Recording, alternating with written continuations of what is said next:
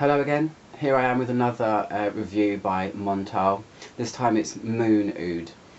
I don't think I'm going to go into the ins and outs of oud. I said it in my last review yesterday when I reviewed wild oud. So for the purposes of this one, I mean, if you don't know what oud is already, maybe check that one out, because I talk a little bit about what it actually is. But this is like my second testing of one of their fragrances, the second fragrance that I tried of theirs. I'm actually quite chuffed because I tweeted it actually, and they retweeted it and sent me a message saying that was a very complete review. So thanks, Montale, I'm really pleased. That's never happened to me before, so I must be doing something right, I guess. I'd also just want to quickly say hello to Lady D, a subscriber of mine that I've been messaging today. Thanks so much for sending me your video of you singing. That was so cool. You've got some chops, girl. You're so beautiful. You reminded me of Brandy a little bit. One of my favourite singers, who I'm actually going to see in concert on Tuesday, so I'm so excited. She never comes to London. Well, only very rarely. So anyway, I digress. I wanted just to say hello, and I will try my best to help you find a signature.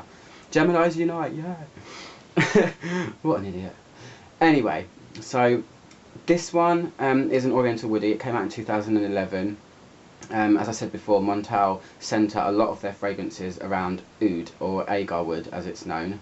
And from what research I've done, I know that their scents range from really heavy and powerful to kind of lighter. So they do a whole range and really kind of manipulate oud into different ways. So it's kind of, you can take your pick really. And I will say that this one, I'm immediately drawn to this one more than wild oud, which I reviewed yesterday, which was a lot more heavy. So the notes of this one, the top you've got oud, funny that, saffron and rose. Saffron I actually don't like the smell of when I smell the actual real thing. I've got it in my cupboard and I just went and had a sniff of it. It smells really dry, exotic but very dry, almost like hay, like incense that's lost all of its juice. It's very strange. The heart of this is really, really heavy, which is strange because I don't think it's reflected in the fragrance itself. It's got leather, patchouli and vetiver. All three of those are really, really strong, dark, resinous, thick smelling notes. And this is supposed to be moon oud. When I think of moon, when it comes to fragrances, I've got a lot of Black Phoenix fragrances that contain the word moon in the name, and you know, it's kind of icy, light, lunar, space. You know, moon is something quite, I think, ethereal in a way, and I think they got it right with this. And then the base is sandalwood and amber, so you've got real exoticness going on here. Oud is exotic smelling anyway. Adding in saffron and then adding in sandalwood as well, it really does create a really cool scent. So I've have it, I can't speak, I've had it drying on this hand for about an hour, and I'm going to reapply it on this hand. I've only got a sample, I don't have the bottle. Montale, if you're watching this one, not available in London, so it's really hard for me to get samples. I've had to, well, not hunt these down, but somebody did a swap with me and I managed to get my hands on some, which is cool because it's a really interesting brand and I want to get to know it a bit more. So yeah. So this one is so much better. This is kind of, I wouldn't say oud for beginners, but yesterday, as I said in my review, I'm still trying to get to grips with if I actually like the smell of oud or not. It's very distinct, and I think it's probably a love or hate. And if you smell it for the first time, it can be a bit whoa, because it's very complex and heavy. But this one, when you first put it on, yes, the oud is there. But yesterday, my wild oud review, the oud kind of took over, or really kind of overpowered all of the other notes. This one seems to have a balance straight away, which is really cool. I don't really like the opening notes of oud, that's what puts me off, but when it settles, I really do like it. It becomes really sensual and exotic and kind of like the most strangest wood smell you've ever smelled. It's really, really cool. But this one, it feels like it's so much more manageable in this. It's not so scary, so it's kind of like oud wearing a frilly dress, if that makes any sense. It's really weird, but that's kind of how I feel about it. So it's there, but it has a softness behind it with this. and it smells more woody. Oud is obviously a wood, but I think in fragrances you can have woods that smell actually like wood, like pencil shavings or bark, and then you have some woods that smell really crisp like cedarwood and almost not even like wood.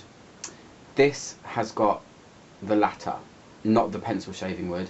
This really does smell very exotic woodsy smelling.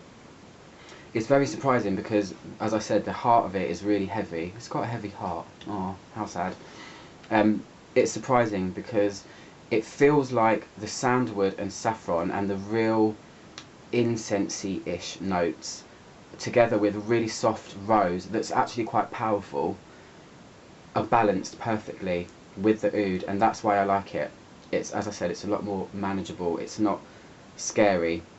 I know Montale do a fragrance called Black Oud, which from what I've read is quite a monster. I'd like to try it just to see, you know, the real power of it. But this one seems to be a little bit more, I can't say delicate because oud isn't, but on the more delicate side is what I would say.